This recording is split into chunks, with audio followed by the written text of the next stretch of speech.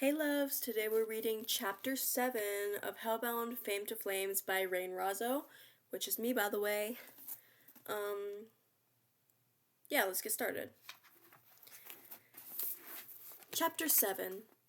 I never imagined hell would smell like over-roasted espresso, but there I was, standing in front of a dingy coffee shop on the corner of a cracked street, a neon sign buzzing above me, Java for the damned. Subtle. Lucifer's voice still rang in my head. If you want to earn a shot at Earth again, start small. Get a job. See what it's like to be one of them. A job. Me. The same Ember Lockhart who used to make producers grovel for my availability, but now I'm the one doing the begging. Now I was pushing open a sticky glass door, the bell overhead me giving a pathetic jingle, and praying some demon barista would take pity on me because I'm sexy.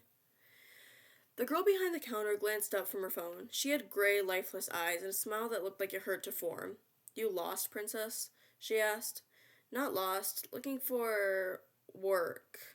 The word tasted bitter in my mouth. She barked out a laugh. "You? In here? You don't even smell like coffee." "I can adapt," I said quickly. My voice softened to that old syrupy tone, the one I'm used to using on casting directors. "I'm hardworking. People love me. You could use someone like me." Her eyes narrowed. "People might have loved you on Earth. Here, nobody gives a shit who you are or who you were. You're just me in misery like the rest of us." The words hit like a punch. But then she leaned on the counter, chewing her gum, and said, "Fine, because you have nice tits. 1 week, no pay until you prove you're worth not tossing in the alley like the other rejects." No pay? Not even minimum wage, just survival. Hell had a way of stripping you down fast. By the end of my first shift, I'd been burned 3 times by the espresso machine, called idiot twice for spelling names wrong on the cups, and nearly drowned in a wave of orders I didn't understand. The customers here weren't human, not exactly. They looked like people, but if you stared too long, their faces flickered. Too many eyes watching me, mouths that stretched too wide, skin crusty on the old hags. They ordered their drinks with clipped, impatient tones, like they had somewhere worse to be, somewhere to hurry to, like we weren't already at rock bottom, like we hadn't already lost everything. "Non-fat oat milk latte, 3 pumps hazelnut, and make it quick," one woman hissed, her eyes so bloodshot I couldn't tell if she had just smoked several blunts or just got broken up with. Maybe both, given her face in general. When I hesitated at the register, she leaned close enough for me to be able to tell she hadn't had a toothbrush in a long-ass time. "You're slow. Slower than the last one." "Last one?" I asked.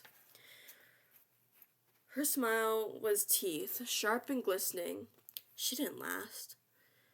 I wanted to scream, tell her to fuck off and leave, but all I did was nod and fumble with the milk jug. 3 days in, I remembered that not being important was its own torture. Nobody cared that I was Ember Lockhart, the actress. Nobody flinched when I mentioned my movies, or my name, or the premieres where I'd once ruled the red carpet. Now I was just the shitty new barista. "Ember and who?" a customer asked when I muttered my last name under my breath. Sounds like a brand of cheap perfume. I swallowed the rage clawing up my throat. Lucifer wanted me to feel humility, to choke on it, and it was working. Day 5. A man, if you could call him that, snapped his fingers at me, demanding extra foam. His fingers were long, bony, and left dirt when they tapped the counter. "Move faster," he growled. I imagined dumping the scalding coffee onto his flaming skull. I imagined watching him scream. Instead, I smiled. "Coming right up." My jaw ached from clenching it. By the end of the week, I was sitting outside the cracked curb, my apron balled up in my fist, the stench of burnt coffee clinging to me.